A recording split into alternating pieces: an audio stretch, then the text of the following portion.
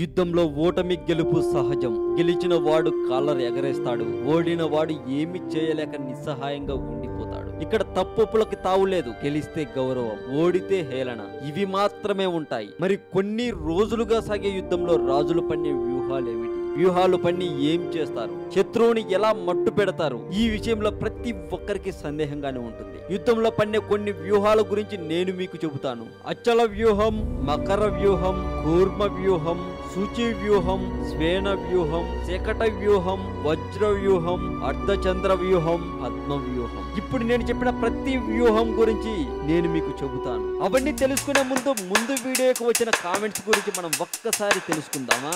మళ్ళీ ఈ సోది ఏంట్రా బాబు అనుకుంటున్నారా? తప్పదు భయ్యా, కష్టమో నష్టమో భరించాలి, తప్పదు. భరించడం అంటే గుర్తొచ్చింది, లాస్ట్ వీడియో కామెంట్స్ లో నాకు బాగా నచ్చిన కామెంట్ కిరణ్ కుమార్ పెట్టిన కామెంట్. ఇంతకీ కిరణ్ కుమార్ పెట్టిన కామెంట్ ఏంటో తెలుసా? రేయ్, ఒక చిన్న రిక్వెస్ట్ రా బాబు, ప్లాస్టిక్ ఉప్మా రవ్వ మార్కెట్ లో అమ్ముతున్నారు అని ఒక వీడియో చేయరా బాబు, మా అమ్మ చేసే ఉప్మా తినలేక వస్తున్నా. ఈ విధంగా పెట్టారు కిరణ్ కుమార్ కామెంట్. కిరణ్ కుమార్ రేయ్ అని పిలిచినా నేను ఎందుకు రియాక్ట్ అవుతున్నాను అని చాలా మందికి అనిపిస్తుంది కదా. నేను ఫీలింగ్ మాత్రమే పట్టించుకుంటాను, రెస్పెక్ట్ గురించి అస్సలు పట్టించుకోను. ఇక ఉప్మా విషయానికి వస్తే మనలో 199 మందికి ఉప్మా అంటే అసహ్యం, కానీ ప్రతి ఇంట్లో ఉప్మా చేస్తారు.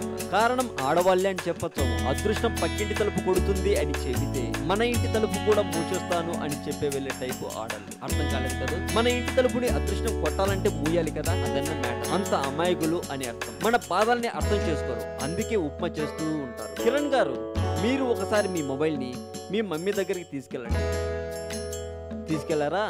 అయితే నేను చెప్పాల్సింది చెబుతాను. అమ్మ, మీ పేరేంటో నాకు తెలియదు, అందుకే అమ్మ అంటున్నాను. మీ బాబు, అదే కిరణ్ కుమార్, మీతో ఉప్మా వద్దు అని చెబితే మీరెక్కడ తిడతారో అని భయపడి తెలుగు మోజో ఛానల్ కి చెప్పుకుంటున్నాడు. దయచేసి మీరు ఉప్మా చేయడం ఆపేయండి ప్లీజ్. ఉప్మా అయితే తొందరగా అయిపోతుంది అని మీరు చేస్తారనుకుంటాను కదా. తినడానికి పిల్లలు చాలా బాధపడుతూ ఉంటారు, అందుకే ఉప్మా చేయడం మానేసి మీరు ఉప్మా చేయాలి అనుకున్న రోజు ఏమీ చేయకుండా ఆ రోజు పస్తులు పెట్టండి, సరిపోతుంది. ఇక మీలో ఉప్మా అంటే ఎంతమందికి నచ్చదో, ఎంతమందికి నచ్చుతుందో ఈ వీడియో కింద కామెంట్లో చెప్పండి. ఎందుకు నచ్చదో కూడా చెప్పొచ్చు. ఇక ఇప్పుడు అసలు టాపిక్లోకి వెళదాం. వ్యూహాలు చాలానే ఉన్నాయి, అందులో కొన్ని మాత్రం నేను మీకు చెబుతాను. అచల వ్యూహం. ఒక చోట క్రమపద్ధతిలో కొండలాగా కదలకుండా సైన్యం ఉండి శత్రువులను ఎదుర్కొంటూ ముందుకు సాగుతుంది.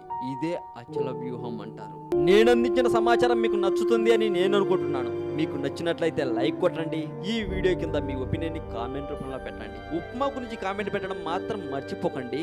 ఈ వీడియోని, ఈ సమాచారం మీ ఫ్రెండ్స్ కూడా అందేలా షేర్ చేయండి.